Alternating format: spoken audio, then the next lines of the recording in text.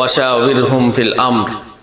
সূরা আলে ইমরানের 159 নম্বর আয়াতে আল্লাহ তাআলা বলছেন, আপনি বিভিন্ন বিষয়াদি সাহাবায়ে কেরামের সাথে পরামর্শ করে সম্পাদন করুন। আল্লাহ তাআলা রাসূল আরবি সাল্লাল্লাহু আলাইহি ওয়াসাল্লামকে নির্দেশ দিচ্ছেন যে আপনার সামনে কোনো বিষয় উপস্থিত হলে সেটা আপনি সাহাবায়ে কেরামের সাথে পরামর্শ করে সম্পাদন করুন। এটা এই জন্যই বলেছে যে পরবর্তীতে আল্লাহর রাসূলের উম্মত যারা আসবে তারাও যেন এরকমই করে, যে তাদের কাছে কোনো বিষয় উপস্থিত হয়েছে তারা যেন পরামর্শের মাধ্যমে ওই বিষয়টাকে সম্পাদন করে।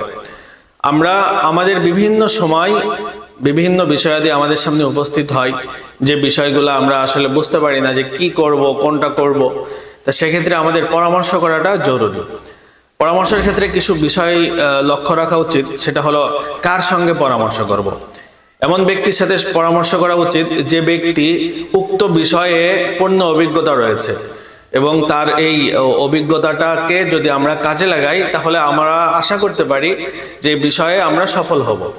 এবং যে ব্যক্তির থেকে পরামর্শ নিব সেই ব্যক্তি কেমন, সে ব্যক্তি কি পরামর্শ দেওয়ার যোগ্য কি না, যে ব্যক্তি পরামর্শ দেওয়ার যোগ্য তার কাছ থেকেই আমরা পরামর্শ নেব। আল্লাহ তাআলার এই আয়াতের উপর আমরা আমল করি এবং আমরা প্রতিটা কাজ আমরা আমাদের অধীনস্থ যারা আছে তাদের সাথে, আমাদের বড় যারা আছে তাদের সাথে, সবার সাথেই পরামর্শের মাধ্যমে আমরা আমাদের কাজগুলা সম্পাদন করার চেষ্টা করি।